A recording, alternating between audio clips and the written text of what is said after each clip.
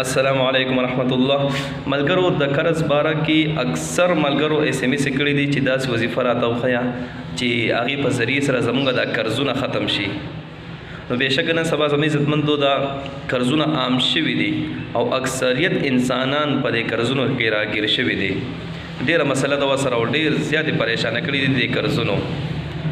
نو چې کم انسانان په قرضونو کې مبتلا دي، قرضونو کې راګیر دي، هغوی دا ویډیو وګورئ. دې کې ورسره داسې دعا شیر کوم که چېرې دغه دعا دی د دې اهتمام وکړو نو انشاءالله دا قرضونه به دې نه مکمل ختم شي. ټیک شوه.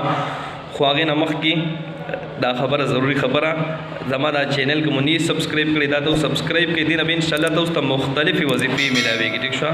مختلفې وظیفې، مختلفې دعاګانې او دغه رنګې اصلاحي او عبرتناکې واقعي به هم تاسو ته میلاویږي. ټیک شوه. ښه جي نو دعا واورئ. ټیک شوه. او دعا چې دا لومبی درته حواله در کوم ځکه چې بیا اکثر ملګري حواله غواړي. نو دا دعا په ابو داود شریف کې موجوده ده، په مشکات شریف کې هم موجوده ده. ټیک شوه. ښه نو دعا ته غوږ شئ. صحیح ده. دعا داسې ده: اللهم إني أعوذ بك من الهم والحزن وأعوذ بك من الجبن والبخل وأعوذ بك من غلبة الدين وقهر الرجال. بس دا دعا ده. ټیک شوه. دا دعا چې څوک هر مونځ نه پسې بس وایي، که هر څو نزلې ویلی شي، که اووه ځلې ویلی شي، اته ځل، نهه لس ځل، چې هر څو نزل دا دعا ویلی شي نو انشاءالله څوک چې دا دعا په کثرت سره وایي نو انشاءالله قرضونه به دې نه مکمل ختم شي. ټیک شوه.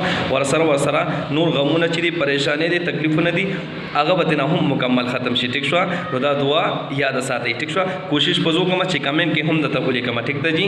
الله مو خوشحال آباد لره. الله پامان. Hey there. Subscribe to my channel. And also press this bell icon.